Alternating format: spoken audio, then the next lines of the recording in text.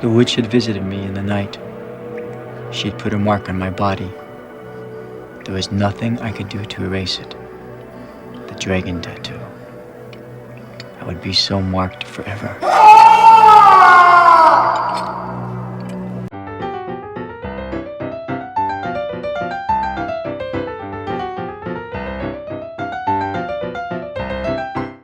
Hello and welcome to Comic Book Movie Oblivion, the podcast about feature films based on comic books and comic strips that people have stopped talking about. I am your host Jordan, and with me today a very special guest, the translator of the Crying Freeman manga. It is Tsukuma. Yes.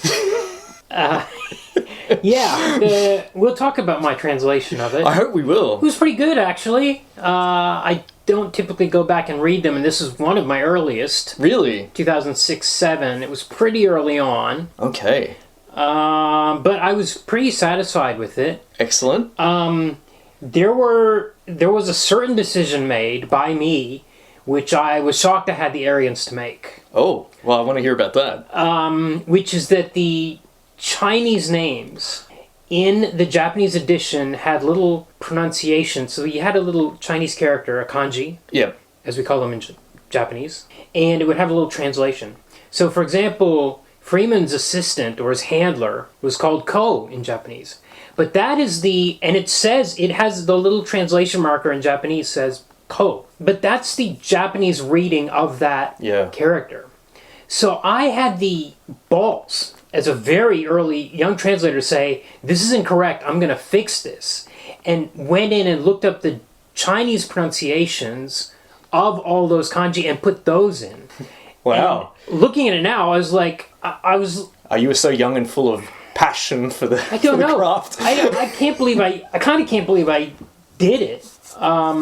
There's a lot of text in the manga that was in Chinese with Japanese next to it, and I had no idea how good or bad that Chinese was either. Oftentimes you'll see English in there, and it's like really bad.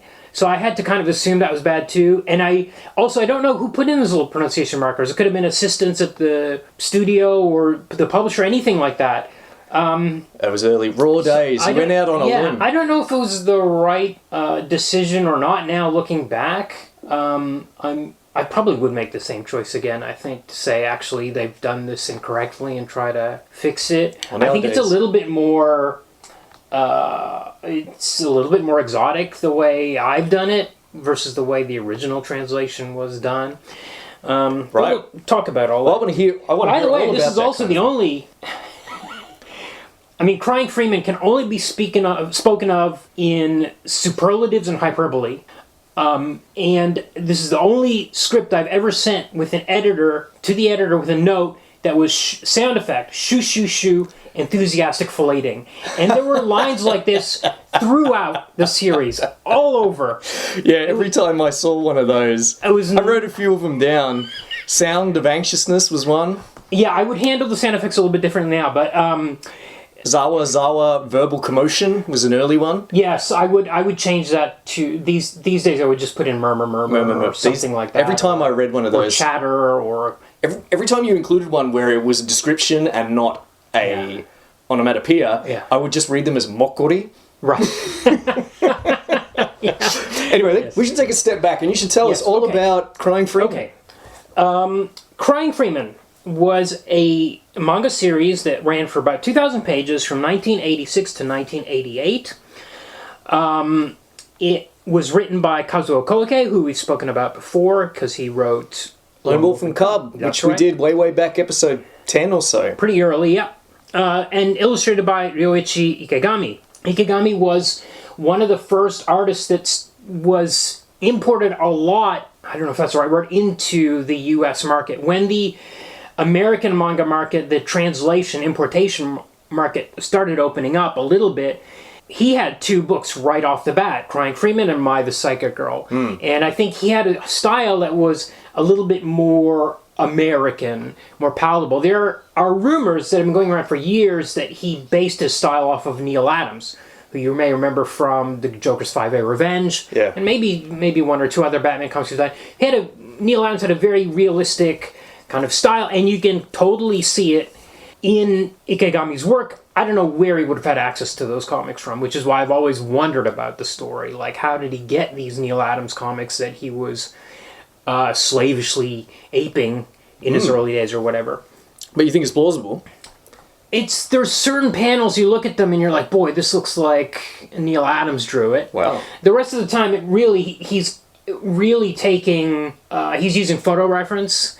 And I've seen some of, like, I read one of their other series, because they collaborated many times. They did a series called Wounded Man, which is crazier than Crying Freeman, if you can believe it. This one's already pretty nuts. There's even, you only read the first 2 volumes this week. When you get to volume 5, you'll be like, I did only read the holy first 2 moly.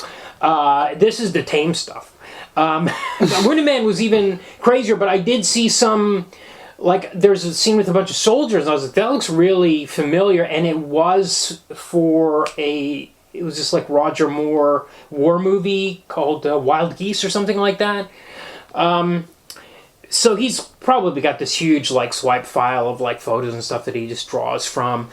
He does tend to, you'll notice he draws the same face, like, a lot. Like, it's almost like early Photoshop days or something, but I guess he's redrawing the same pose, the same angle over and over again. And there's certain shots here where we'll talk about, you know, all of, like, the tattoos and stuff, but you get a shot, sometimes when Freeman strips naked, which is all the time. All the time. You'll get a shot of a full page splash of his back. Yeah. But it's like Voltron. It's like he's used this before. Yes. Yes. He's just come back to this Also page. him standing, also front on as well. You can see the tattoo from the front. Yeah. He's posing. Yeah. He sort of looks like doing a bodybuilder pose. Yeah. Just like got his arms out, flexed. Yeah. Yeah. Yeah, he's a bodybuilder physique. Very, like, beautiful, soft features. Everybody's... I wouldn't say everybody's beautiful. Sometimes there are characters that come in looking a bit different. But this is peak Koike sleaze. Like, this, it's such great Sleaze trash. is a great word for it. It's such trashy sleaze. It's so good. We'll talk about it. That's a good word. This is the only... I don't think we've done any other episode where I wrote down the word nipple in my notes, like, more than 2 times. And it certainly happened reading these comics this week. And I remember when the Viz editions came out. So Viz had translated this initially, I think maybe around 1990 or so. I can look right here. I've still got these. These are the ones I had when I was a kid. It says copyright in 1989. Okay, so pretty soon that's after, early. very early. And I don't know where I got these from. They were definitely used, like probably out of the back issue bin. Because I would never buy them new on the shelf. These could definitely have been used in another sense. When I was under 18, I would never try to buy a comic that said for mature readers and title. I just wouldn't bother trying to take it to the counter. Right. So it must have come from the back issues bins or something like that. I absolutely hid these from my parents at the back of the closet. They did not go in the comic box of my other comics. I hid them in my back. My little brother knew where they were as well. Yeah. He'd sneak in and get them out once in a while too. Yeah. These are, it's fair to say, these are pornographic. Yes. Yeah. Yes, with Japanese censorship, so you don't get to see the genitals. No, they've got, actually, in a couple of panels, they're pixelated. Yeah. He's pixelated. Yes. Did he draw the pixelation? I don't know how he did that weird. In 1986. How did he do that pixelation? There's a real 75 about it was too. probably whatever he was swiping it from was pixelated. Yes. That's right. Actually, you're probably really right about that. He, like, handed it off his assistants, like, copy this, exactly. And the assistants, like, drew all the pixelation. There was the 1989 version from Viz, and I had a few issues of this. I had a few issues from the first volume, and then like a few from the third volume. The volume numbers are all messed up. But anyway, I never had the whole thing. I never read the whole thing until I translated it myself. And it was a joy to, because this was really an entry point to manga for me, for sure. It was like one of the earliest. It was this and like Robotech on TV and a few other bits and pieces that came out. But when I was translating it, I was like, I remember really loving volumes 1 and 2, and then thinking 3, 4, and 5 were really weird and not enjoying them as much, but rereading them this week, I really loved how over the top it got. Okay. It just keeps escalating. It just gets crazier and crazier, and I really appreciated it much more. reading it this time around. Good. Okay, I'm pleased to hear that. I only read the first 2 volumes, and we'll talk about that. Yeah. But it'd be nice to hear that it ramps up, because it's not crazy enough to be fun. You said sleaze. I think these first 2 volumes do feel a bit exploitative. It gets worse and worse and worse. But great. as far as the exploitation goes, I mean, all of the ists are in here. It's totally sexist, racist. Like, they go up against this African mafia called African Tusk in Volume 3. There's all sorts of nasty stuff in there. I just ate it all up this time.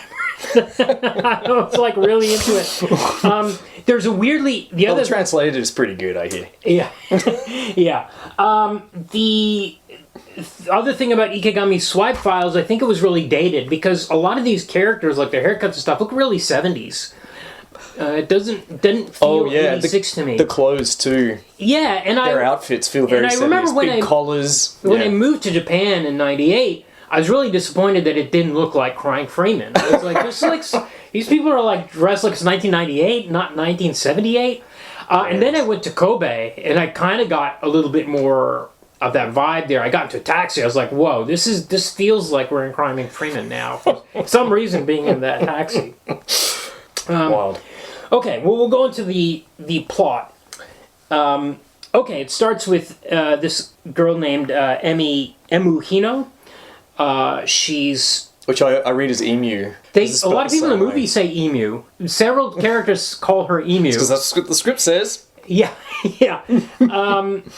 She's writing her diary. She's in this mansion, this big mansion, all by herself. It's dark. She's writing her diary. She reveals that it's her 29th birthday, and she says she's a virgin. Very quick, important to get that out the gate. Oh, yeah.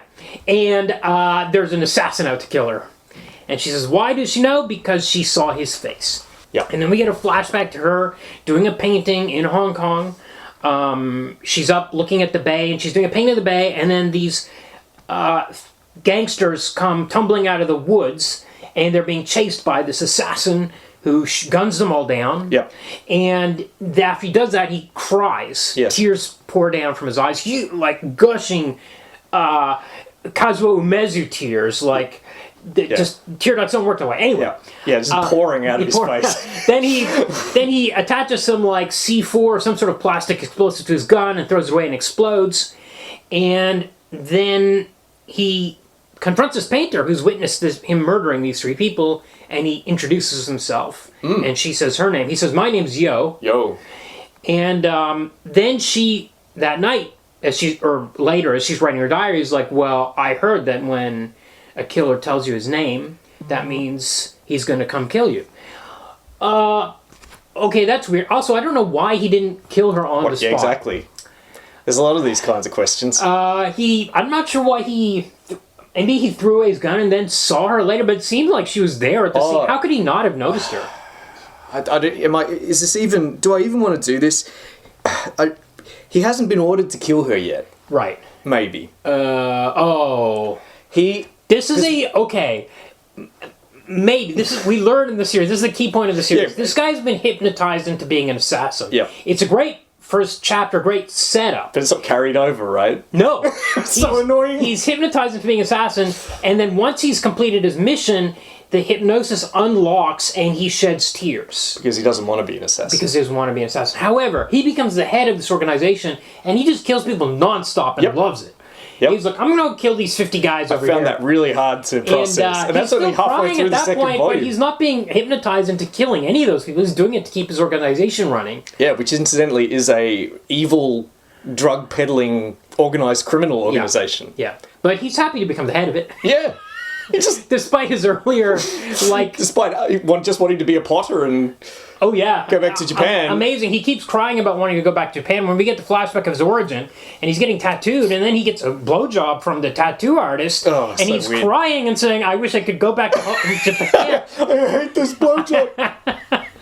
It's so nuts. It is really crazy. Okay, so anyway, Emu has seen this happen, so she knows he's going to come get her. Okay, now, meanwhile, or later... This Yakuza boss named Shimazaki comes to the police station, Shuro Shimazaki. And he says, I run all the Yakuza in Japan, and our number one rule is we don't do drugs. But there's this Chinese gang called 108 Dragons. Yeah. And they're coming over here and they're going to start doing drugs. And you're going to need me alive, because if they kill me, the drugs will enter Japan. So you need to, you cops need to protect me. Yes, I noticed the translator uses the words Chinese mafia to describe this group. Yes, that's the word that was used by Koike. Yeah, got it. Yeah. Yeah. I figured it was I did not take the liberty of changing it to Triad. I figured. Yeah. I figured. And also, I didn't know how much of it was just, like, made-up nonsense. It is made-up nonsense, most of it. Like, he talks about how they're called 108 Dragons because of some 108 Shaolin monks that rebelled against the Qing Empire. I can't remember what all this... The origin of the modern triads were organizations that fought against the Qing dynasty, secret societies that eventually turned to have perpetuated themselves as criminal organizations into the modern era. Koike tells a similar story about the Italian mafia, where he says that he says mafia... it's an acronym for Morte alla Franca, something about rebelling against the French. It's complete nonsense. I googled this. I remember translating this. This was the early days of Google, 2006, and I was like, I can't find anything. And I do remember looking it up years later, still couldn't find anything. You just got to look up the etymology of the word mafia, which has absolutely nothing to do with acronyms. No, so I figured, look, this is some kind of fantasy gangsters, don't change it to real triad. Just leave it to whatever nonsense he's made up. That was my approach at the time. Sensible. Yeah. Now, we also don't know, I'm not sure if it was ever made clear why Freeman killed those guys in Hong Kong. Yeah, not important. Yeah, it's not important, exactly. And I don't know that there's any connection to Shimada. In fact, there can't be, because that guy was speaking Chinese. Yeah, there is none. That's something that's changed for the film. Right. Okay, so while this conference is happening, and the guy says, look, I know Freeman's going to come get me because 108 Dragons want to come into Japan. They need to get rid of me. You need to protect me. As he's leaving the station, Emu Hino happens to be there. What a coincidence, 2 times. Why is she there? In another country. I've written that down. Why is she there? She's just walking by with her friend, and she witnesses this guy in a mask attacks Shudo Shimazaki as he's leaving the station and kills him. And then this guy cries, and she's like, yo? Mask doesn't quite cover it. It's like a towel wrapped around his head with button eyes. Yes. How do you cry through that? I don't know, but they're pouring out. It's like shooting out of his eyes. Gushing out. She's like, yo? And this cop, Nita, who's there... Hears her say that. Hears her with this great... He looks like he's from a Japanese, like a 70s Japanese cop show, this guy. Mm-hmm. Well, he probably was. Which makes me think that Ikegami's swipe file was just old stuff. Press pause on... Well, probably. Exactly. Yeah.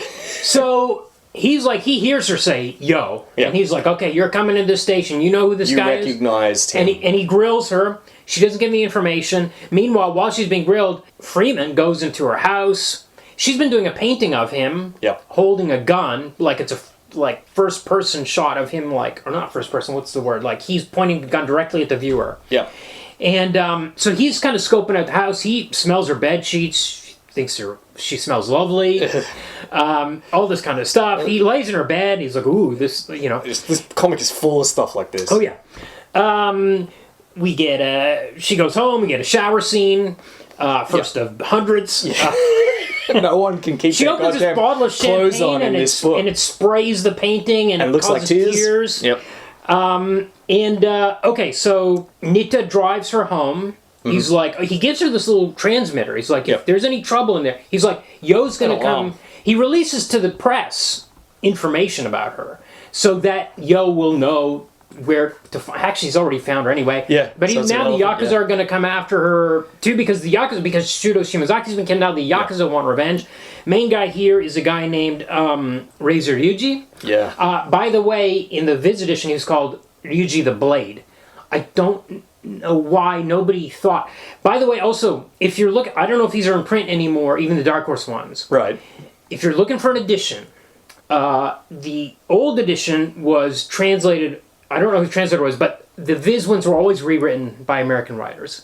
And these ones were rewritten by, the main name is Gerard Jones, who we've talked about before. Yeah. And he's been in jail. And he's out of jail, and he's not a great guy. So I would buy the Dark Horse editions, not to push myself out there, but just to avoid having Gerard Jones's name in your house. Yes. Very good. You definitely don't have an axe to grind there. Right. Will Jacobs and Satoru Fuji. So Fuji must have been the actual, like, raw translator. So they called him Ryoichi, and the other thing they did was his dialogue, which is he has a very rough accent. Okay. They made him sound like the most highfalutin, in the Viz, well-spoken guy. In Viz, they rewrote him to be really, and he's this really kind of ugly dude. And there's a kind of twist later on where we meet his wife, and she's this total smoke show. Yeah. And it's kind of like almost a joke, like, why was this super ugly guy? And it's totally because she's making a power play or whatever. Yeah. She's only married him, so she can have a position in this organization. Yeah. But and there's such a contrast also with the way he speaks and the way she speaks. And for some reason, Gerard Jones and Will Jacobs were like, no, we gotta make this guy sound really, cultured. Fancy. Yeah. It's weird because he's quite a rough-looking. He's very tall. Yes. He's like 6 feet tall. Yes. So he stands out in that respect. So he shows up, and he shows up at the house as well. Nita's parked outside the house. He's like, get out of here. We're going to use sodium pentothal on this woman. We're going to figure out where Yo is, and we need revenge organization. Nita's like, okay, see you 3 days from now at the station or whatever. I don't know if he doesn't care about arresting Yo or what his deal is at this stage. Okay, this is where I wrote down okay, so Freeman meets her in the house. He's removed the painting and he's standing behind it with a knife. This is the stupidest damn thing. He's taken the painting out the frame and he's standing in the same pose that the painting was. So until she looks directly at it, she doesn't see, or turn the lights on, she doesn't see that he's actually taken the place of the painting. Except he's standing behind it. There's no way you could... It's rule of cool is what it is. Oh, there's a lot of that in this. It's totally just about style. Yeah, there's a lot of dumb shit like that. Yeah. And some of it's made its way into the film. Yeah. And boy, does it stick out like a sore thumb whenever something like that happens in the movie. Okay, well, so she reveals that she's a virgin. She's like, look, and she told us this earlier in her diary. She gives him her diary to read. Yes. He sits is this something assassins do? Well, he's already falling for her. Because he's been sniffing her. He's been sniffing her, and he said when he saw her, maybe the first assassination, he's like, you're the most beautiful woman I've ever seen, or if it's in this scene, I can't remember. Well, she basically says, I know you're going to kill me, but I'd like you to sleep with me first. Yes. Because her dad was this political fixer, and the boys were too scared to approach her. Yep. So this is why she was a virgin her whole life, and now she doesn't want to die a virgin, so she's like, okay, have sex with him. And then he reveals he is also a virgin. Now, this is, of course, I guess, like Bill Clinton, doesn't count with whatever happened with that tattoo lady. Yep, that's it. He's not a virgin. Yeah. Well, whatever, I guess for a given... okay, fine. This is actually... this is going to sound crazy, but I actually like the love story through the 5 volumes, because it's really steadfast and it's really sincere. He goes out all the time and sleeps with women, especially enemies. What will happen is there'll be some enemy woman trying to kill him. She'll fall in love with him. They all do. And he'll sleep with them, and they might become part of the gang, like in Fast and Furious. Like each one ends up joining the team, sort of. Yeah. But they'll fall in love with him, and he'll sleep with them. But she's like, okay, like that's fine. She's like, that's business, or it's not even business. It's like she knows how irresistible he is. It's one of his powers. He's exactly. He's a bit like the Golden Man from that Philip K. Dick story. In fact, that's his trainer, the one that another naked woman, except an old one in this case, with a tattoo. Yes. Everyone's naked and has a tattoo. Really old, yeah. She even says that the reason why they're training him as an assassin is because he's not so much good at killing people as he is irresistible to women. Right. And he can overpower women with his, at any rate, amazing penis. Yes. Yes. Actually, there's very detailed information about his penis in volume 3 or 4. Jesus. So you got some stuff to look forward to in the next couple of weeks. Okay, so now the Yakuza attack. This is where I wrote down. So they sleep together. We get to see his dragon tats for the first time. Yeah. Front and back, he's got these awesome dragon tats. This is where the first time I wrote the word nipple, because there's a zoom in close up 4 panels, explicit of him licking her nipple. Now the Yakuza attack. We get this. Now we start to get into the first maybe the first real craziness, we get this wuxia move where he leaps backwards up onto a door frame. So he's standing on top of the door, between the door frame and the roof. He's standing up, but he leaps backwards onto it. Yeah, there's a lot of that kind of wuxia style impossibility going on. Yeah, but it's pretty. I mean, he gets up on top of the door frame. He's stark naked still, right? Yes. He's almost always naked. He'll just strip off before a fight, even when he doesn't need to. In this case, he was already naked, which is fine. Yes, but in later fights, he'll just strip off. Often he will, and he'll strip off before the fight. But often too, the women will just show up and they'll do the same thing. Yeah, they'll just strip off. And often they'll be wearing like a shoulder holster and nothing else. And later on, we'll see this character Bugnug will show up in chapter 3 of African Tusk. She shows up in a vehicle. She's been driving and she climbs out of the car and she's nude. Why was she driving nude? Anyway. In Volume 2, Freeman fights a woman who may be black or may be white. Mm-hmm. Yes, unclear. She definitely is doing either whiteface or blackface. Yeah. But yes, that's it. She applies a chemical to her body that turns her white from black or vice versa. Yes. And they fight on top of a submarine. Yeah. With the dragons on it. Yes. And Freeman just strips off. Yes. The submarine's painted with dragons. She's wearing a special vest which is electrocuted. Yep. So if he stabs her, he'll be electrocuted. Yes, electric vest. That's right. And she does ballet. Like her martial arts is ballet. She does pirouettes and stuff. Yep. She needs him to stab her because he always uses knives, except when he doesn't and shoots people. Yep. Her plan is to get him to stab her, and then he will receive an electric shock, which then happens when they are underwater. Yeah. And it doesn't kill him. Water conducts electricity. Yeah, I'm not sure why he was unarmed. Anyway, it's not in the movie, so... Anyway, so here we get the fight with the Yakuza. One more naked thing. Yeah. We'll come to that. Sorry. There's a great scene here where he hits a guy so hard his eyeball pops out. Yeah, I wrote that down. He hits him in the neck. Yes. He hits him in the neck so hard his eyeballs pop out. Yes. Great. Yes. But he manages to get a knife into Ryuji. Yep. And No, it's his handler. That's right. This made it into the film. His handler throws a knife in Ryuji's neck and then tosses Freeman a gun. Yeah. In a comic, you just let it go. In the film, we watch him throw a knife in the guy's neck and then throw a gun to Freeman, and you go, why didn't you just shoot him with that gun? Yeah. Yeah, good point. But Imu's hit in this battle as well, and Freeman decides he's going to save her. He's going to take her to the police hospital. Now, his handler is very upset about this. He's like, you have to kill this girl. She is a witness. You're not supposed to save women. And he's like, I love her. Mm-hmm. I'm going to save her. So he takes her to the hospital, but he also reveals to her that his name is Hinomura, Hinomura, and he has a kiln up in some other part of Japan. Yep. And when she should find him there. Yep.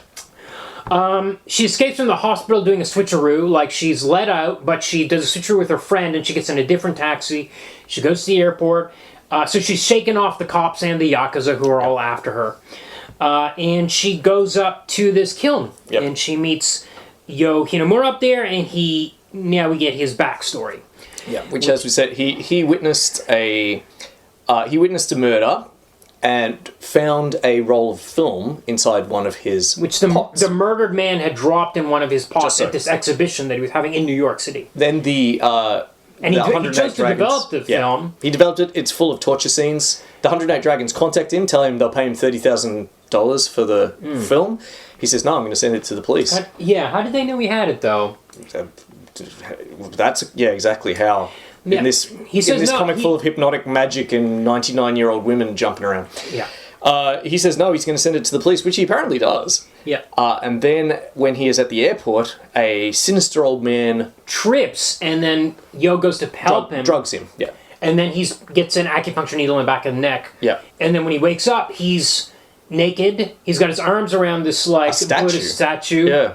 And he's being tortured and programmed by this old man. Yes. He's being given trigger words. Yes. Now... He wakes up in a hotel, but basically... Now, as far as we know, he's only been recruited, as we learn later, because of his looks. There's no reason, really, to recruit this guy that found your microfilm or whatever. The comic, there's no explanation. The film, I think, handles this a little better. It's this punishment, essentially. They were just sending him off to die. Oh, when he does his first mission, you Yeah. mean? Weird, okay. Yeah, but then he turns out to be really good at it by accident. Oh, I see, okay. And that's when they decide they take him back, and that's when they start training him to be a master assassin. Right. So he trains, his main move throughout the series is putting a blade between his toes and doing jump kicks or backflips on people and slicing them up that way. Yeah, he always puts them between his... He also puts it between his mouth as well all the time. He always puts his blade in his mouth, even when he doesn't need to. Right. Yes, right, yes. Yes. Like a flamenco dancer with a rose. He sort of sticks the blade in his mouth. Yeah, that's No right. reason for him to do that. Okay, so now we've got the backstory. Ryoichi, we know, is out to get him. So he's got to get at Ryoichi, but Ryoichi's seen his face as well. Now Ryoichi's recovered from his being stabbed. Yes. Never takes off his sunnies, even when he's on the surgical table. No, but that's like gangster surgery. Yeah, They're not in a real hospital or anything. So basically, Freeman goes undercover as a gangster. They go to this boss, like the guy that's under Ryoichi, I think his name is Dogaki, and he's screwing his woman or prostitute or whatever, and they're like, call up Ryoichi, say, I've got 2 guys, I need you to recruit. Yep. And after they do that, they stab them both to bed to death mid-coitus. Then they go and meet Ryoichi, and then they assassinate him in this crazy way. With sake. Yes. Is sake alcoholic enough to ignite out of your mouth? Don't know. Alcohol's got to be. You have to be pretty alcoholic in order to ignite it out your mouth. Yeah. It has to be more than 45%. Not a lot of sakes are that strong. Right. Okay, so Ryuji's dead. Now, Ryuji's wife, Kimie. Now, this is when the beautiful wife shows up. And she blackmails Nita at Ryuji's funeral. Like, is hiding in a closet. She's like, come over here, Nita. And he walks over to the closet, opens the door, and he's naked. She's naked in there. And somebody runs in and takes a picture. Yep. So now they have a blackmail photo of him. Him trying to sleeping with the wife of the deceased. Yeah. At his funeral. Yeah. And she's very naked and pixelated at the time. Yeah, I can't remember exactly why she wanted him under her sway. Don't remember. But anyway, she puts out a bounty. She puts a bounty out on Emu. Maybe she wants police assistance, I suppose. But they end up hooking up anyway. Yeah, they become a couple anyway. That's right. He screws her in the closet after he's been blackmailed with his picture. Because everybody's just so horny in this series. He's just screwing all the time. Yep. He has sex with her, and he says he has a great line, quote unquote, that I translated. I made it a great line. Where he says, I can't believe you're doing this at your own husband's funeral. You're my kind of woman, or something like that. Very good. Your own husband's funeral, for Christ's sake. You're my kind of woman, or something like that. So yeah, they do end up being this couple. Yeah, power couple. She shows up naked. So they track him down to the kiln. Right. The pair of them. Yes. She shows up. Well, actually, because they've got all these people all around Japan looking for her. Yeah, she's been spotted. They're offering like 50 million yen or whatever. Yeah. Oh, but there's also this. Oh, is that after where? Oh, maybe it's after all this is settled down. But there's this thing where, of course, the 108 Dragons are very angry that he hasn't killed Emu, and he goes into the submarine with Huang or whatever, his second in command, and the squat little old lady who's the trainer has got like this captain's cap on, and she does this like flying jump kick that kicks them both. She beats the crap out of them all the time. It was just the funniest thing. She's supposed to be 99 years old. She's like wearing a captain's outfit. In the submarine. Yeah, and she's like 3 feet tall, and she has to stand on top of stuff, and she just does these flying kicks at them. It's so great. So the Yakuza attack the kiln. It's been booby trapped. With all sorts of gas and poisons, poisons and stuff. In the ashtray, poisons in the air freshener in the toilet. Yes, takes him out, but not fatally. Apparently, she says they'll recover with medical treatment. Then he stabs Nita, and Ryuji's wife tells them that he stabbed them in such a manner that they don't die, but they will bleed to death if he pulls the knives out. Which he then does. So that was a pretty idle threat. And then I think they were just misbehaving. Yeah. He's like, okay. then he just blinds him up and wants they to. don't He die. wants to erase the Hinamura identity. Yep. And he's like, look, I'm going to get rid of this. I need you to tell people that the person that killed Shimazaki was Hinamura, and he died in this battle. And I'm going to erase that identity. So both the police and the Japanese Yakuza will no longer be hunting him. Yeah. Because he's now going to leave and go to China. He could have just done that without this. Yeah. But then we wouldn't have had this stuff where he's like stabbing them. Yeah. Incidentally, Ryoichi's widow is naked. Yeah, she takes off her top for some reason. I think this is one of those scenes where she's got a she's got a shoulder holster. Yeah. She's just wearing but no, like, got her tits out. Yeah, she's her tits out. There's and no reason for this. Yeah. Anyway, then the best thing ever happens. They agree. Yeah. And then Yo does naked semaphore with his underwear. Yes, he takes off his underwear and does I wrote down underwear semaphore in my notes. That's what I wrote too. To summon the submarine.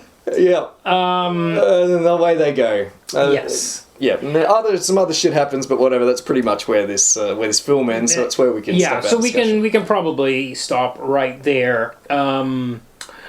But he ends up in the comic. They end up basically. I think it's after this point that they take over the 100 Dragons. Oh yeah, They're it's like they're like the king and queen. Basically, they're the mom and dad. From being a reluctant assassin who has been hypnotized. Yeah. The extent of his hypnosis, what effect it has on him, or what are the conditions under which it's activated, never clear. No, and he still cries later on. As I said before, he still cries after these kills that he initiated. He wasn't. But from now on, he's not hypnotized anymore. Right. He's just he's just all in on being a scumbag mafia don. Yeah. Yeah. Whatever. Yeah. All right, let's talk about this nuts film. Yeah, okay, 1995, starring Mark Dacascos. Yes, Mark Dacascos. Okay. Let's talk about him. Let's talk about him a little bit. I knew him because my older brother is a real martial arts nut and will watch the worst movies to get to the fight scenes. So he was educating me about Mark Dacascos pretty early in Mark Dacascos' career. He'd done a movie called Only the Strong pretty early on, which was the only, at that point, maybe still capoeira-based martial arts like tournament movie. I don't think that's normally his style, but maybe he learned it for the movie. But my brother was like, you have to see this. He does capoeira. No, there's no other movie with this guy, Mark Dacascos. And I somehow was constantly aware of him, even though he really wasn't in much stuff. He became the host of Iron Chef America for a while. Yeah. And I was like, oh, that's Mark Dacascos. So I knew he was. Yeah. It wasn't a surprise.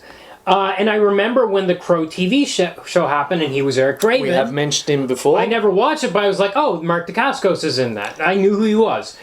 Yeah, he's just one of those guys, a bit like Gary Daniels, who's incredibly ripped.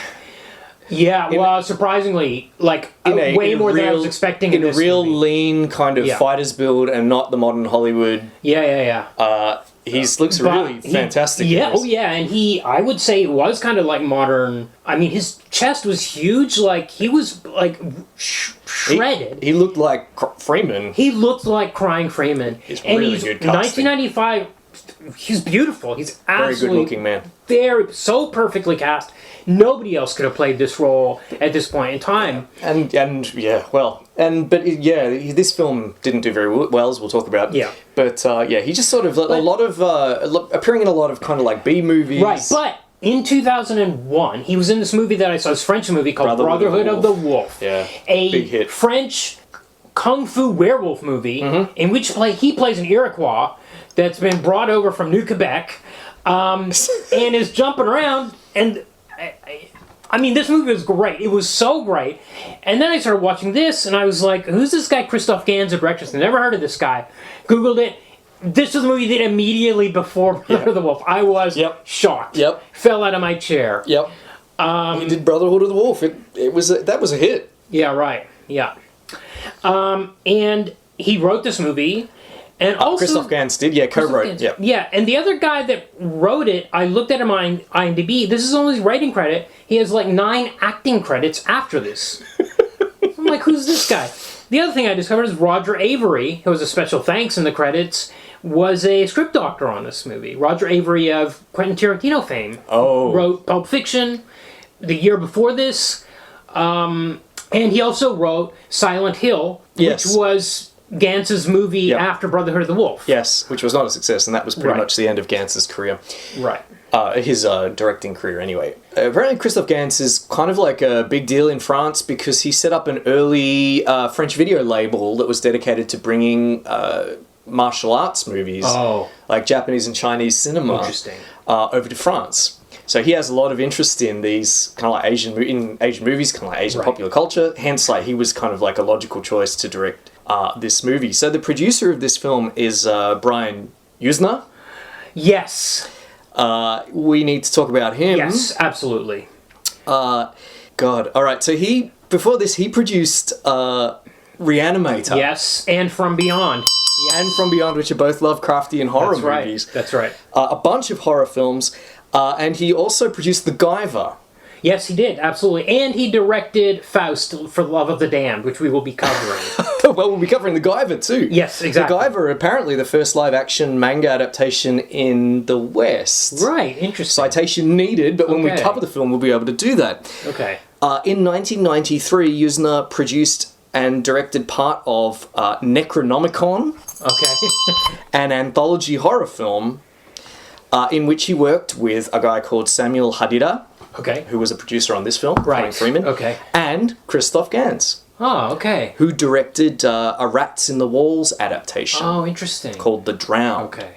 Incidentally, in this film, Jeffrey Combs plays Lovecraft. Right, okay. In a kind of like an establishing, kind of like a wraparound sequence to bind together the three, the anthology. Okay. Yuzna, we'll talk a little bit more about him, he's a fascinating dude. His directorial debut was Society. Oh my god, yes, Notorious, I've seen it. An absolutely famously unsettling body horror film with effects by Screaming Mad George. Right, okay. Screaming Mad George is like a Japanese guy with the best name ever. Yeah. He also did effects on Necronomicon. Okay. And he directed The Guyver. Wow, this is like a web. People are all tied together. It's great, isn't it? Yeah. It's great. So we'll be hearing more about him later. Oh, by the way, Dacascos, I should mention, was also in an episode of Tales from the Crypt and an episode of Lucifer. So he's got two other yes, but they're TV credits besides The Crow. And we will see him again because he's in Knights of the Zodiac. Yes, that's right. He is in Knights of the Zodiac. Yeah. Okay, I somehow didn't enter my head that this was 1995, this movie came out. Somehow I thought it was earlier. We get opening credits, there's CG dragon in. I was surprised, and it looked good. It looks alright, yeah. And we get close-ups of all these muscles. I was like, this is like the comic, like all this fetishization of like the body of this guy. Nipples, there's a lot of nipple shots. Yeah, it's like, this is interesting. And also I thought it was going to be...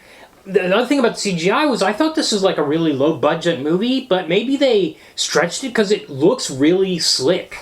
Yeah. I thought. I was surprised. It doesn't look cheap considering it was cheap. I thought it was going to be like a cheap 80s actioner, and it was like a more expensive something. I mean, I know exactly how much it cost. It cost $9 million to make. Holy moly. Well, they did a good job with it. And they made it stretch. Okay, the credit we get for the comic is based on the comic books created by Kazuo Koike and Ryoichi Ikegami. Good. Based on the comic books Crying Freeman, created by. Good, interesting. They didn't, in those days, there was no messing around with graphic novel or book or manga or anything. No, it's just comic books. Just comic books. Okay, we get an opening scene of Emu, or sometimes called Emu. Ohara, interesting choice of name because it could be a Japanese name, or it could be an Irish name. Really the great actor choice. herself is not Japanese. No. She's but the scene she's just very pretty. Fucking looks the part, man. She's got the circle glasses on. Yeah. She's bent over the desk. It looks like they were using panels. She's got feathery. They definitely did. They did to storyboard this. They did. It looks incredible. They made a conscious effort. There's interviews on like the DVDs releases. There are interviews with Yuzna and Gans that are saying, "Look, we're deliberately trying." Oh, and it's not just the. I mean, we'll talk about it as we go through the movie. It's not just the framing. It's when they go to slow mo. It's sometimes the scenes are colored like Mario Bava's diabolic, the way there's like 4 colors on screen at once and stuff. But, okay. So it's just like, I could not believe how close this was to the comic. Yeah, she's got this feathery hair, the way that... Yes. the way that Emu did in the comic. Yeah. The actress's name, I don't recall off the top of my head. I did... Julie Condra. That's it, Julie Condra. She ended up marrying Mark Dacascos. They did. They're still married and they have 3 kids. Yes. Which is nice. It's not her voice. It's the voice of Deborah Kara Unger, the Canadian actress. Yeah. I'm Such not an sure odd choice, because I don't think it matters. It's clearly not her. Well, it's funny because... It's so breathy. You know what? It's funny because I didn't realize until I saw the end credits. Oh, really? I think. And I saw special thanks to Deborah Kara Unger. I was like, what? And then I looked at the I knew in movie on advance, Wikipedia. and to me it just stuck out like a sore thumb. It's very breathy. Right. And feels completely inappropriate most of the time. Right. I wonder what happened there. That's so this is it. We have a location change because they're not in... She's not in Hong Kong. She's in California. Well, actually, the mansion's in Vancouver. This scene is in California. Yes. The one that you're describing. Yes, right. The Where this assassination is. In Los Angeles, apparently. She's in the hills outside San Francisco, I think we're told, yeah. And she's painting the bay. And then, by the way, it's her 20th birthday. Yeah, interesting choice. I don't know why they would do that. Well, there's no talk about virgins in this one. There's no talk about both of them being virgins. But she also says no, she's not 20. Is it her 20th birthday? Her dad, she's been alone for 20 years, she says. Oh, yeah, you're... How old is she? This confused me. I thought she was saying she was 20, but hang on. Oh, you might be right, because she does say her father died 20 years ago. For the first time in 20 years, I'm not alone. Maybe she's 30 and her father died when she was 10. Okay, anyway, that's a bit less sleazy. Yeah. Yeah, you know, it plays out much like it does in the comic. He introduces himself. He says his name is Yo. He doesn't kill her on the spot. Nope. He blows up his gun. This time he has a little digital device that blows up instead of using plastic or whatever it was. And she's painting the San Francisco Bay. Yeah, and then the assassination happens. Mark Dacascos just really looks the part. Yeah. But yeah, he doesn't kill her. Then she's painting, and then she sprays. She opens a champagne onto the painting. We get just like in the comic. Really amazing. He gets on a plane. He's going to come to Vancouver to track her down. Yeah, he's going through the airport with a suitcase of clay, and he has to explain it. This is in the comic. Yes, it is. Where he goes through customs and he has to explain about the clay. There's a change here, which is really good because they're adding something from the comic in a different way. He basically woos the TSA agent is a woman. Yep. And she's like so hypnotized by this guy that she's like, yeah, you can go through with your clay. That's right. I like that too. That happens in the comic every 200 pages. It didn't happen in the TSA scene, but it's good that they've added it. I completely agree because there's no way of customs is letting through a box full of dirt. Well, in the comic, they do say, we got to test the dirt. And he's like, sure, go ahead. You're not going to x-ray the dirt? Come on. No, they don't There's bloody guns in the clay. He's got 2 guns hidden in the dirt. They're going to x-ray the dirt, okay? Everyone would have been doing this if this was pre-9/11. But here he uses his sex powers. Yeah. Yeah. On her, which is completely believable. Yeah. So he gets in the car. He's actually got 2 handlers. By the way, all the B actors in this, the co-stars, are pretty good. Like, he actually pulls a gun on the character, and the guy who's driving the car looks really freaked out about this in this moment. He's really subtle and good. Yeah, this part's not bad. Okay, now we get the cop station. So we've got Nita here. He's called Nita in this version. Yeah, played by Tchéky Karyo. Yeah. But voiced by Ron Perlman. Yes. Ron Perlman is now an all-star. He's now an all-star, yeah.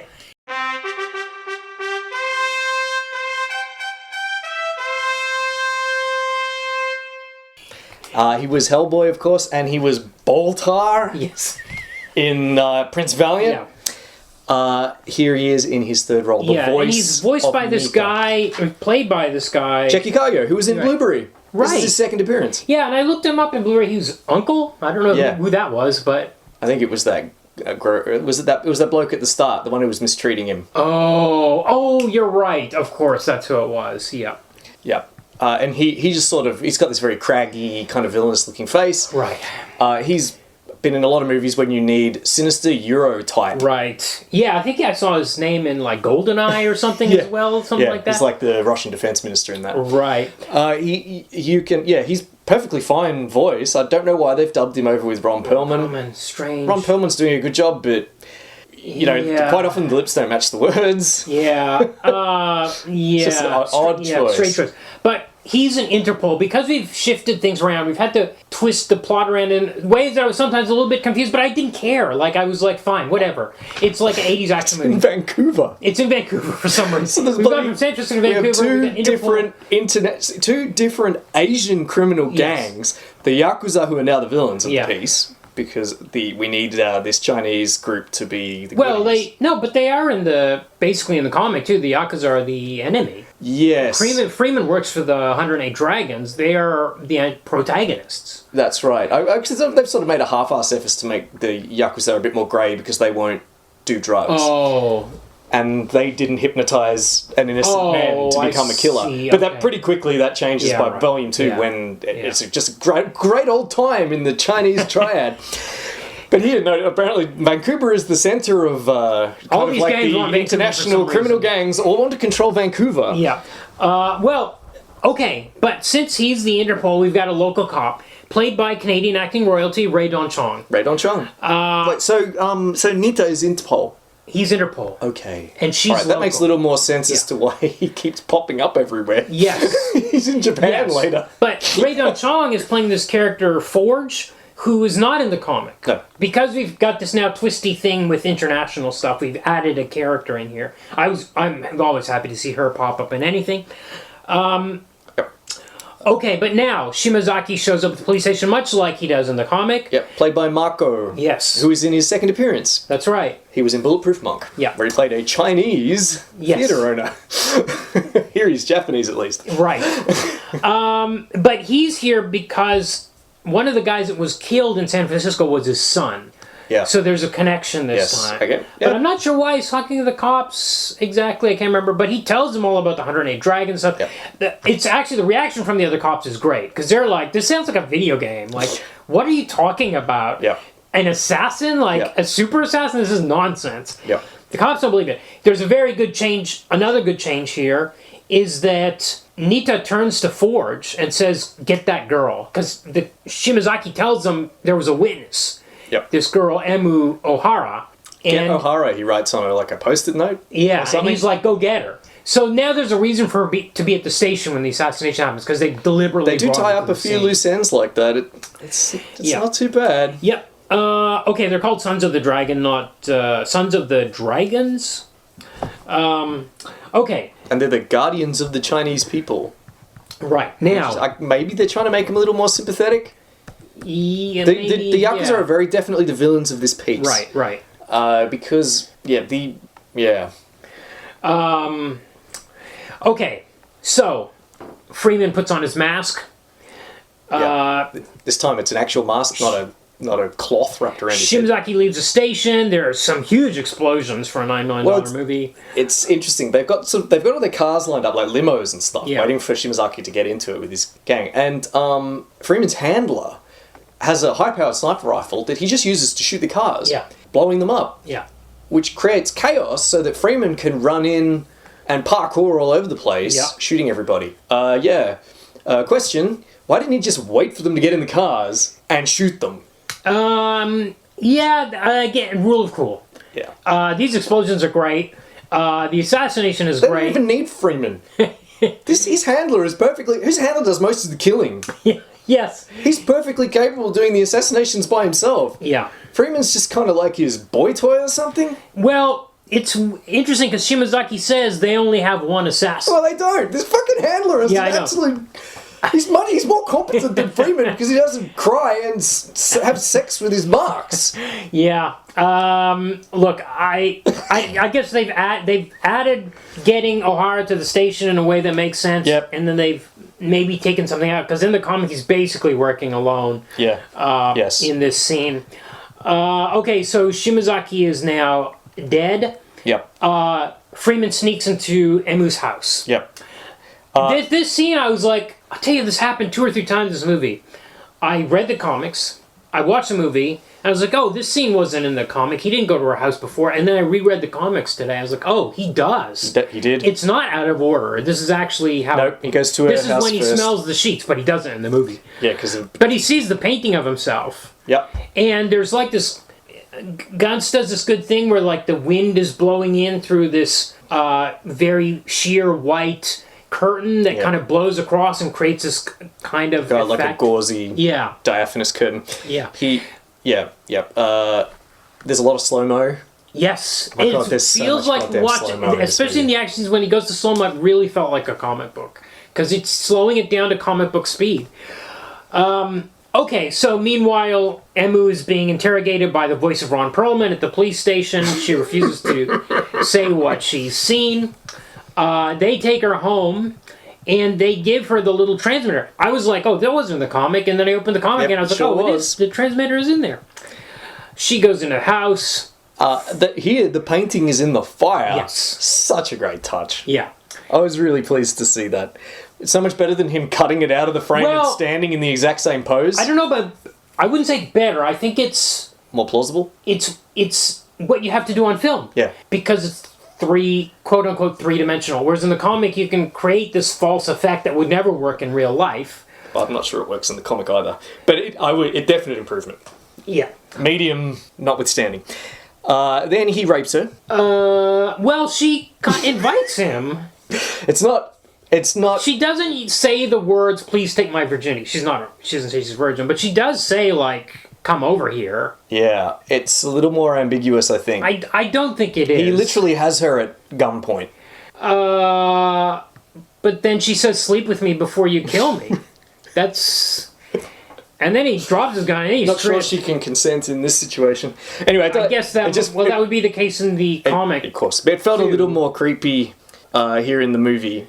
Anyway, he strips off. We see his dragon tattoo. Yeah, we get to see his body and the tat, and I was like, holy shit. 1995 Mark Dacascos is not afraid to show his ass. No.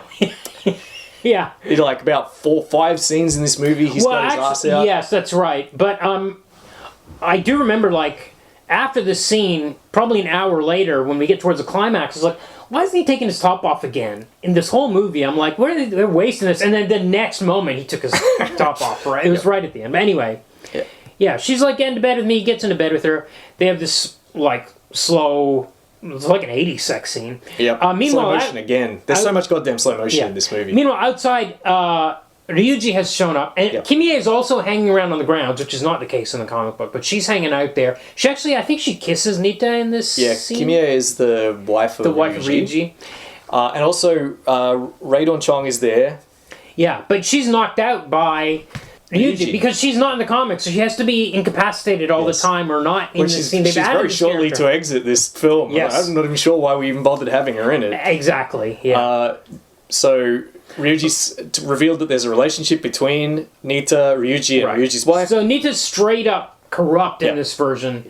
He doesn't... In the comics, it's not quite clear if he, like, slowly got worse or what his deal... He was just, like, not... He wasn't quite corrupt. He was just, like, negligent. Like, he's just like, okay, Ryoichi... Well, at the start, the cops are working with the Yakuza. Yeah. They're kind of like strange bedfellows. And then over time, Nita, I think, just kind of gets more and more into that world.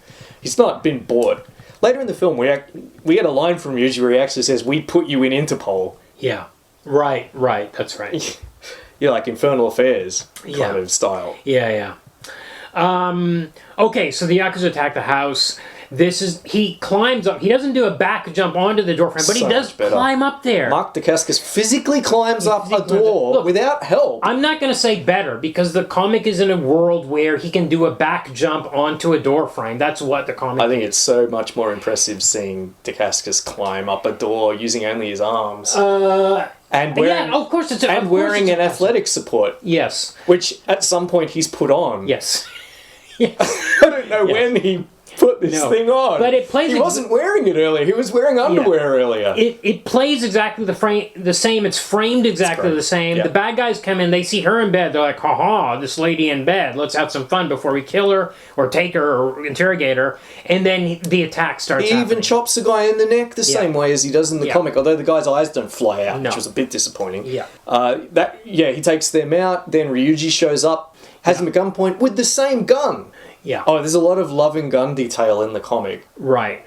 Yeah, especially the volumes I read. A lot of people talking about their guns. Yes. What type of gun the it make is and model. Yeah. And a lot of really loving detail by Ikegami. Yeah. Drawing guns. Yeah. He draws guns almost as much as he likes drawing nipples. Yes. Then we get the sequence which I described earlier, which looks really silly. He gets the knife in the neck. Yeah, and he's shot by Freeman a few times too here. The handler throws the gun past the guy. Mm-hmm. Freeman then takes him out. Yeah, but he's not dead. Right. He's just incapacitated. Then Freeman takes Imu to the hospital. Yes. Kimie comes into the house and finds Ryoichi. Now, this doesn't happen in the comic because Kimie is not on the scene. But while he's got the knife in his back, she kisses him, which is great because this is some kind of thing that happens in the comic where you've got these like sadistic women when you get to volume 5 that get off on seeing people murdered and stuff. Yeah. So I love the fact that she comes. She's supposed to be the villain of the piece, actually, but we never really get enough character development. By the way, played by Yoko Shimada, who was Mariko in the Shogun series in the 80s. Yeah, I saw that. Yeah. I saw that. Yeah. Okay, so Ko, in this version is very angry that Yo is saving this girl, but he tells her, come up to Hokkaido, to the kiln once you're out. There's a switcher at the hospital where her friend named Mary comes in, and she manages to sneak past Rae Dawn Chong and Ron Perlman's voice. Yes. And she gets out to a taxi and gets away. It's a little bit different than the comic where... Freeman's given her, like, false papers here? Yeah. Where did he get those from? Don't know. How could he possibly have forged her a passport with her photo? Yeah. That doesn't make any sense. No. The problem is that she wouldn't need that kind of ID to travel within Japan. If she's going to Tokyo to some other place in Japan... No, they're in Vancouver. But that's what I'm saying in the comic. Oh, yeah. In the comic, all she does is take a passport. All she does is take a taxi instead of a limo or whatever. Yeah. And that's what tricks them. Here, she needs false papers because they're watching the airports. But she needs to fly to another country, so she needs a false passport. Yeah. In the comic, she doesn't need a passport to go to another part of Japan. No. Which is why I'm saying they've had to add the false passport. Yes. And now we have a question of where did it come from. Yeah. They're just awesome. The 108 They should have just left it out. I mean, they should have just left it out. She could have just gone to the airport and flown before they realised that she'd left the hospital. Yes. And put her on a do not fly list. Yeah. This is a pointless addition. Like, he can't have got her papers in that quickly. Whatever. But when Nita and Forge pursue, they're sideswiped by a truck driven by Yakuza, 108 Dragons. I don't know who. Yeah, I don't know who killed them or why, or who attacked them or why. Forge dies in this scene. Yeah, so Forge is gone now. She just dies in a car, just blows up, and she's dead. Yeah. Bye bye, Rae Dawn Chong. Nita survives, but I don't know who attacked them or why. Nope, exactly. I don't know either. How could they possibly have? Yeah. Maybe it was 108 Dragons covering her escape. Yes, or the Yakuza wanting her for themselves. It seems like he deliberately takes out the car behind the taxi. My thinking was it was the Dragons. But again, how could they have possibly got organised and known when she was going to leave the hospital? Yeah. Whatever. Yeah. Maybe he'd just been there in that truck waiting. Exactly. That whole time. Doesn't make sense. Ryuji goes to China. Shanghai. And attacks a bunch of people in a soy sauce factory. Yep. Incidentally, all of these Shanghai residents all speak Cantonese. Right. Okay. So he's just brutally murdering. He kills 16 people in this factory. Yeah. But which is apparently an international incident. Right. Because Nita flies to Japan. Yeah. Well, Nita is from... he works in Tokyo, we're told. He's very concerned about these 16 Chinese residents that died in a factory. And at this point, I didn't know he was with Interpol, so I was like, what the fuck is this cop from Vancouver doing? He's not from Vancouver. He works in Japan. He's an Interpol cop that is stationed in Japan. Got it. But anyway, I guess this is 108 Dragons run soy sauce front. Yes. Because that's why Ryuji says it's now war between the Yakuza and the Dragons. Sorry, they're called the Sons of the Dragons. I keep saying 108. Anyway, Emu arrives at the kiln. She gets the backstory. This is this temple. It was built in the forest outside Vancouver. It looks pretty good, actually. It's great. They spend $100,000 on it. Whoa, the statues look pretty good. Yep. Slightly less than $100,000, and it was built by the production designer of the film, Alex McDowell, who was also the production designer on The Crow. Interesting. How interesting. Okay, but also meanwhile, at the 108 Dragons headquarters, Ko reports to his boss, this old lady, who's a woman in old age makeup. Yeah. About Freeman's betrayal and that he saved the woman, and he's like, okay, well, she says you have to kill Freeman. He's not in any hurry to do it, though, because they hang out for the rest of the movie. They do, because this isn't really in the comic, this bit. Bit pointless. Again, I don't know why. Also, because this woman was it was very obviously a person in old age makeup, I thought for sure she was going to go kung fu, like in the comic, and go crazy and beat some people, and she does not. It's just easier. Rather than pay to get an old lady, they just put crappy... And this, unfortunately, this doesn't look good. No. It's not good old age. I mean, they try to put her in shadow most of the time. They try to be smart about it, but it is still... Didn't even look good on my laptop, I'm afraid. Right. It's pretty bad. Incidentally, she speaks Cantonese as well. Right. Sa is Cantonese for kill. Right. Well, she would have to operate out of Hong Kong as well. So in her case, it's excusable. Yeah, except Hong Kong never she has features, to be multilingual. There's no Hong Kong. No, but she's traveling there all the time, for sure. So we get the flashback to the show, the art exhibit, and the assassination happens, and he finds a film. There's a little bit of a difference here, which is when he develops the film, the guy that's being killed that was photographed has dragon tattoos all over him. He's not just some random gangster in a suit. So they're trying to draw some sort of connection here to his recruitment, and I'm not sure what it is. Yeah, I don't know. I think what is it? Yeah, I don't know. But it doesn't anyway, really go anywhere, no, because later we find out that they expect him to die on this first mission. Absolutely my favourite scene in the movie. We'll get to that, because first he the next day or whatever, when he's about to take the film to the cops, an old person trips. He gets the acupuncture in the back of the neck. He wakes up. He never gets the hugging film the statue. to the cops this time. Right. He's hugging the statue. And I was like, that's weird. It's in the comic. It's exactly... Well, it's a different type of statue. It's got like 6 arms. Yeah, but it's still just like the comic. Yeah, it's not like really they is. made up this... there was originally supposed to be a sequence here with that statue coming to life. Oh, yeah, it does a bit. Originally, it was going to grapple with him and do stuff. Oh, right. But it must have looked crap. They wanted the statue to be animatronic. Okay. But that was way outside their $9 million budget. Yeah. So what they did was they made up an actor to look like the statue. Right, yes. It opens its eyes. They paint him green and give him false teeth. And they said that they found someone... They'd already made the statue, and they found someone that looked exactly like the statue. So much so that the makeup artists were freaked out working on this guy. How interesting. Yeah, so now we get to the assassination. This scene is incredible. So good. So it's in the comic as well. He's sent to assassinate this guy named Antonio Rossi or something like that. He's in a restaurant. He's supposed to go in carrying a bouquet of flowers. The knife is hidden in the flowers, and he's going to stab the guy. This is how it plays out. He's walking in a suit. It looks just like the comic. He's carrying the flowers. He gives it to the gangster's girlfriend. But then he stabs the gangster, and the gangster has 2 henchmen in the club. Yeah. It's a great bit where it's just... Which is such a great... Again, this movie did things that would be like they were from the comic, but weren't from the comic, but were just perfectly fitting. He sets these 2 guys on fire. And then stabs them to death while they're on fire.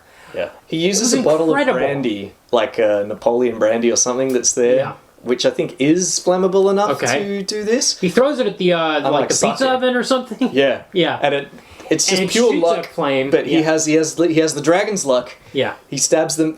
I love everything about this scene, actually. Yeah. This is my favourite scene in the movie. It's great. Because this guy he's got to assassinate is like this loud New York type. He's like, what are you sending your flowers, bitch? Yeah. She's like, you never send me flowers. It's weird to see. And he just stabs him in the chest. Yeah. Really cool. I loved it. Yeah. It's really pretty incredible. By the way, I wrote this note. I've got to go back to it. When the old lady is giving the assignment to kill Freeman. Yep. she gives a villain laugh at the end of it. Yeah. Not sure why. Because she's evil. Why'd you think it was funny that she was... Yeah, I remember that. I think the actor was maybe ad-libbing it. Another thing I noticed in this movie was sometimes, not even an action scene, a person would just move their arm.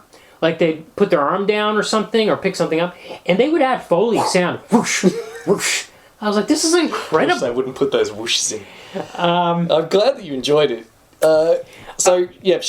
We dispense with the little old man this time. It's just the woman. Yeah. Good change. She's sticking needles in him and saying things to him in Cantonese. Yeah, and she says, okay, now we get some mumbo-jumbo while she's programming him. It doesn't make sense. She says, you have the gift of the Death Walker. Your tears are your honor. Whatever. What is this Death Walker? By the way, they say he's like just the latest in a long line of Freemans. Mm-hmm. What is that? It's never really clear. He says he tells Imu at the end of the story that they say all Freemen are cursed. Maybe my curse is my tears. Yeah, Ko comes out after he's been programmed and delivers more exposition. Doesn't really make sense. He's like, you're called the Freeman because no one's free. Okay. Yeah. What? He's even less free than most people because he's hypnotized. Yeah. He's like, the only dragons are free or going up, trying to go up in the sky.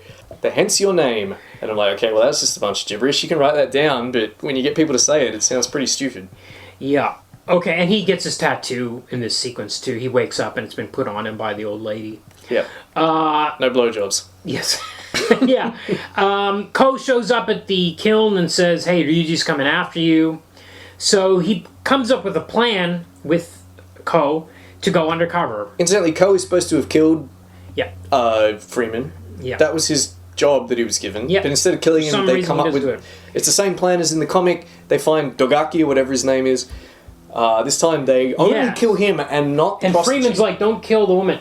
There is a scene, I think, when he's going after...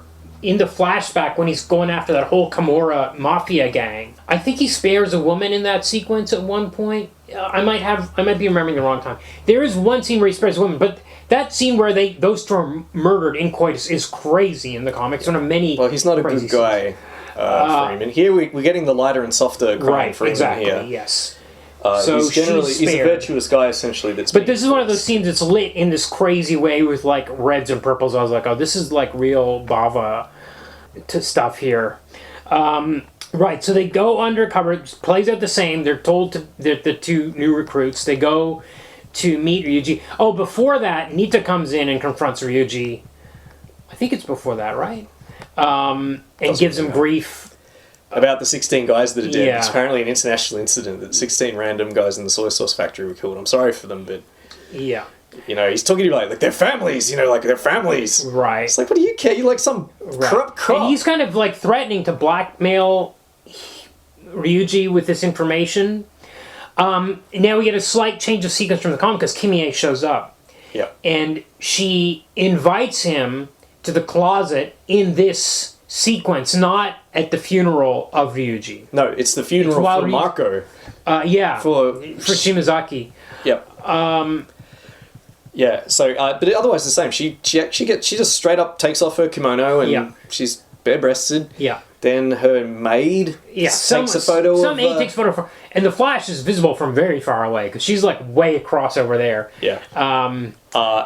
Then, again, much like the comic... They screw her in the closet. He just says, well, if I'm already being blackmailed, I'm just going to sleep with you anyway. Yeah. Pushes her in the closet and then we get a fairly explicit sex scene. Yeah. So our two heroes show up undercover.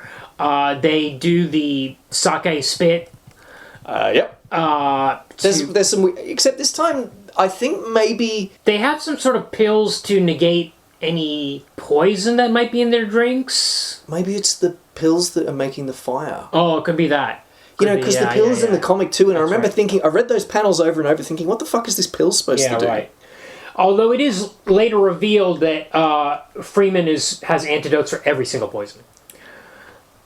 So, but I don't think that was mentioned at this stage, so maybe it is some sort of fire... Both Ko and Freeman put this pill in their mouth, and we get like a close-up of them doing it. Mm. And it must be, maybe that's what makes the fire, because it's absolutely not explained. Yeah. They set Ryuji on fire, we get a big slow-motion sequence where all the mooks are killed. Yeah. And yeah, there turns out a big fight on the lawn. This is so Kimie witnesses Ryoichi being killed in this sequence. She says. Yep. Yeah. But she's already, when she blackmailed Nita, it was because she has plans to take over the organization already. Yeah, so why would she care about Ryoichi being doesn't killed? really care. Doesn't really make sense. She wants revenge. Yeah, I mean, again, the film wants her to be the main villain. Yeah. But she absolutely does not get enough screen time or any establishing motive. Yeah. All that we get is a line from Ron Perlman's voice saying, "Oh, so you're the one who set all this up." Right. I need a bit more than that. Yeah. Sorry, Cristophe Gans. Okay, so now basically all the gangs show up at the kiln. The Yakuza show up. The Yakuza temple. Yeah, and Kimie is there, and Nita is there. They booby-trapped it to blow up. Yep. It starts with a gunfight, machine gun battle. Freeman just stands in plain view on top of the stairs, holding a fully automatic rifle. No one can hit him. Yeah. He's not even pointing it at them half the time. Yeah. It's just Mark Dacascos kind of firing a gun. This is the point where I was like, when's he going to take... I can't believe he hasn't taken his shirt off for the That's because he gets shot. Now he gets shot, he takes his shirt off. He pulls out a sword. Now they have a sword fight. Why are they having a sword fight? I think they ran out of ammo, maybe? Question mark?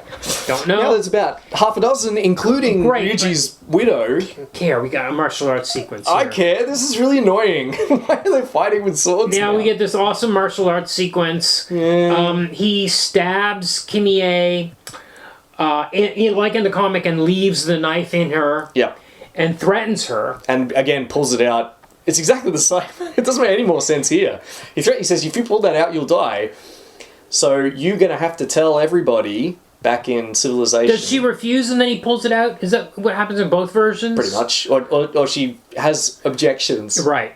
She's not full-throated behind this idea. Right. So then he just yanks it out. Yeah. And she doesn't die. So what was that threat all about? Well, she has a blood spray. She's going to die. Yeah, but he has to bandage her up, which is what he does in the comic. He has to bandage her up to make her survive. Why doesn't he just pull it out and then say, "I'll bandage you up if you agree to"? Well, she might have agreed in the first place, and he wouldn't have to go that far. He had to raise the stakes. Yeah, fair enough. But Nita hasn't agreed to this, so as they're walking away, he gets up to try to pull a gun on Freeman. Yeah, and she kills Nita. Yeah.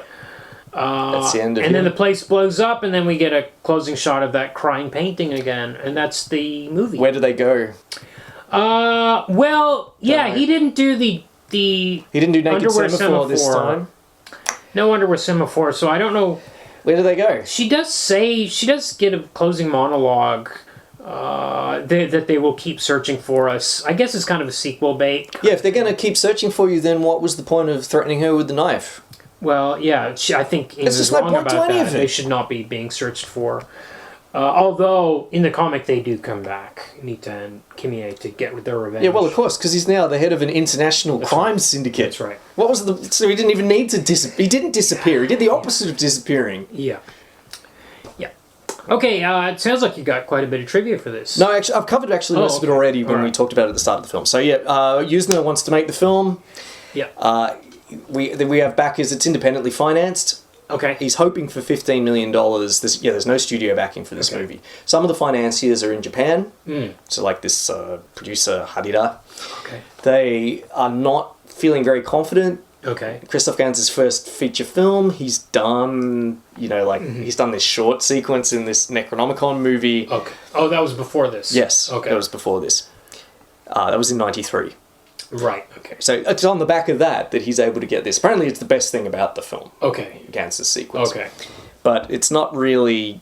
The Japanese backers especially are dragging their heels. They think Gans is too young and inexperienced. Yeah. There's a budget of $15 million, but they end up only getting 9. Okay. In July 1994, the crew was all assembled in Vancouver, but because the Japanese backers are dragging their feet, the money doesn't come through. Okay. So Yuzna had to lay off the crew. Whoa, okay. They all go home. Okay. Then finally, the reduced budget comes through, $9 million, and they had to get everyone back really quick, and of course they have a much reduced shooting schedule now. Okay. He said, quote, "We had to reconceive the entire movie, including the shooting schedule, which dropped from 55 days to an extremely tight 35 days. Okay. We couldn't get studio backing for the movie, so in the end we decided to just wing it rather than fold up our tents altogether. Okay. There's shades of Golgo 13 here, Yeah. except for slightly different reasons. Yeah. The other big question about this, the big question about this movie, it was never released in America.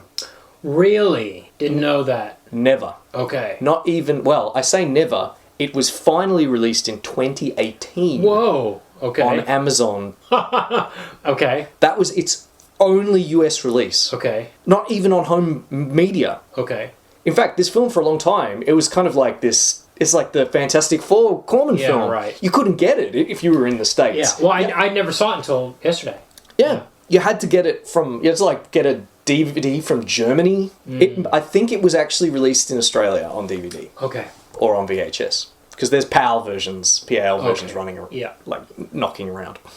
But never in America. So the big question is, why is it never released in America? Yeah. All kinds of shit's released in America. Yeah. Straight to video. Is it some sort of licensing issue, or? I can find no answers. So if anybody knows, feel free to write in. It got screened at Toronto Film Festival.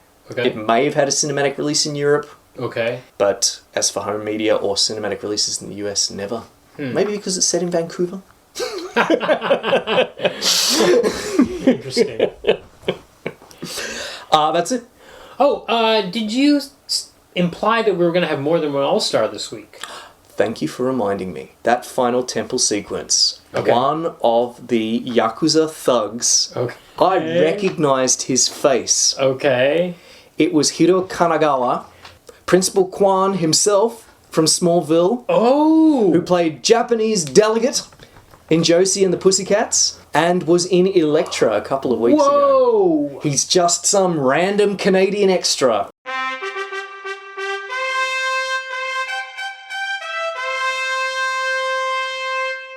You know, some of those guys looked familiar. They would... Vancouver, of course, that's where they shot Smallville, so of course he's up there. Yep. That's where they shoot all sorts of things. Hollywood North, they call Vancouver. Yeah, right. Okay. So I was so he gets a fanfare as well. Okay, excellent. And I almost missed it because he's not listed on the Wikipedia page, nor is he listed on the IMDb page until you click through to full cast and crew. Right. Yes, of course. Right. Almost missed it. Yeah, right. Thank you for reminding me. I almost missed it a second time. Yeah.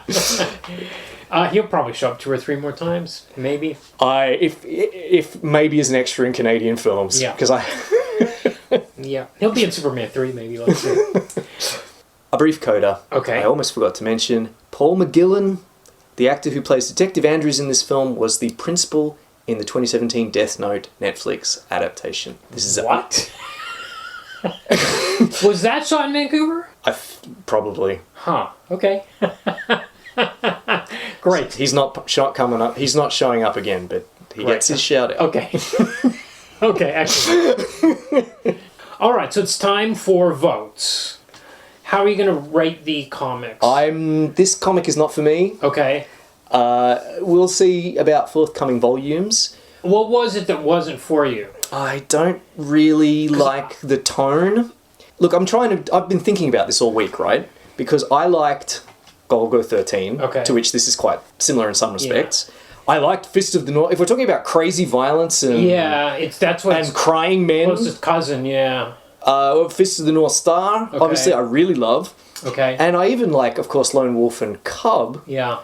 So what is it about this that bugs me? Well, it's not as crazy as Fist of the North Star, so it's not as much fun. Huh.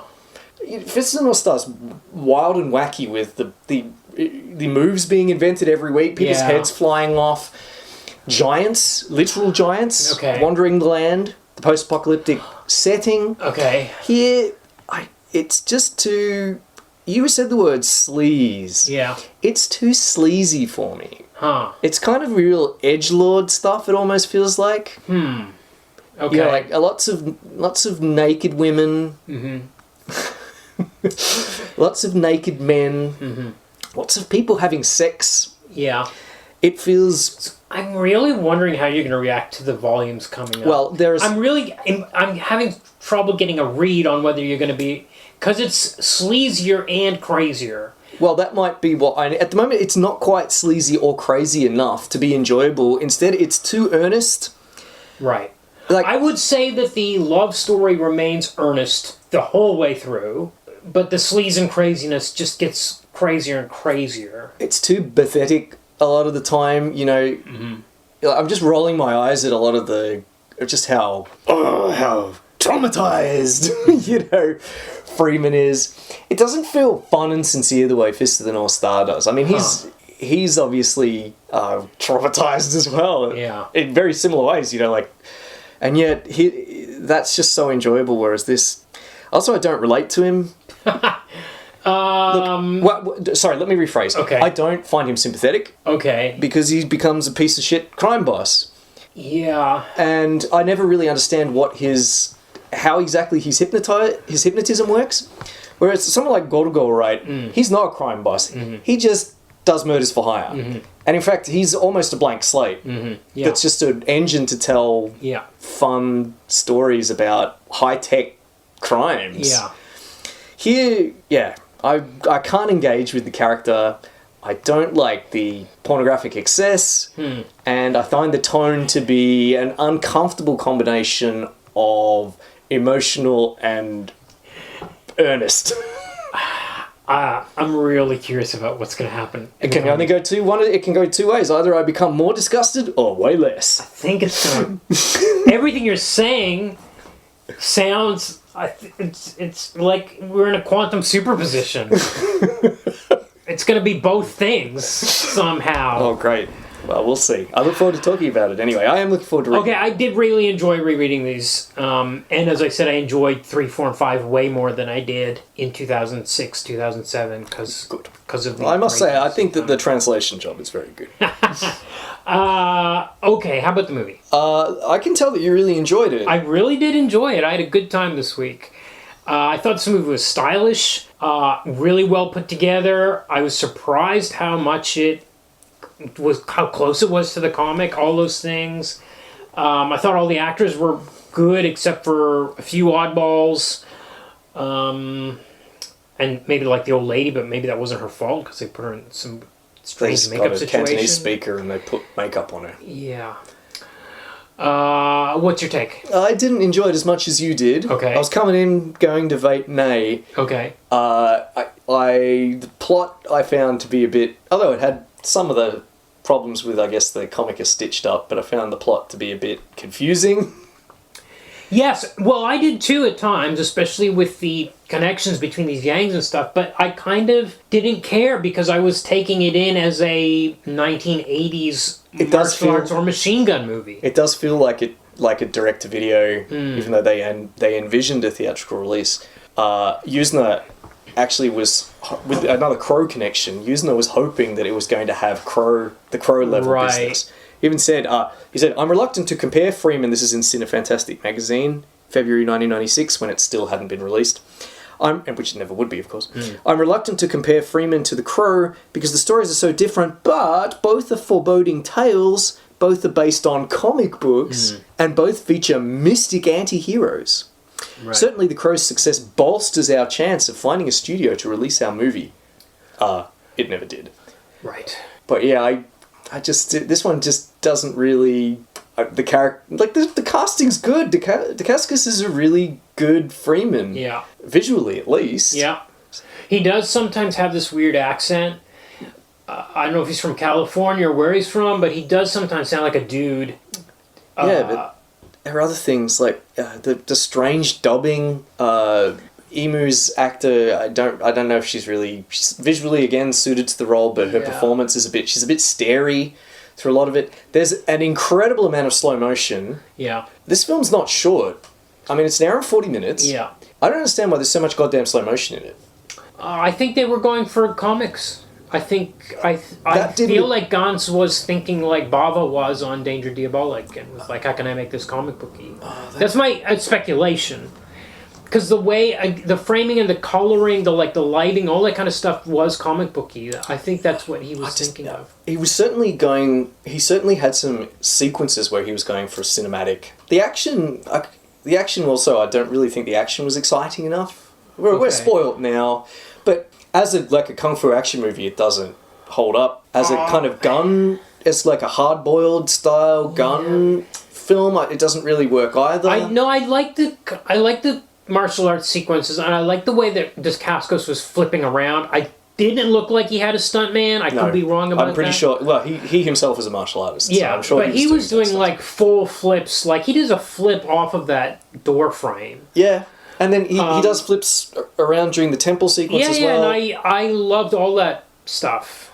Good. Well, I'm glad you did, but for me, it's mostly a nay. Okay. It just wasn't engaging me, and the slow. It felt like Dark Place. Do you remember in episode 2 of Dark Place? Yeah, absolutely. Where Richard Iode says, we were like 8 minutes under every episode, so any sequence that didn't have dialogue needed slow-mo. Yeah. That's what it felt like watching this, because people are just walking around in slow motion. Yeah. No, I like the slow-mo in this.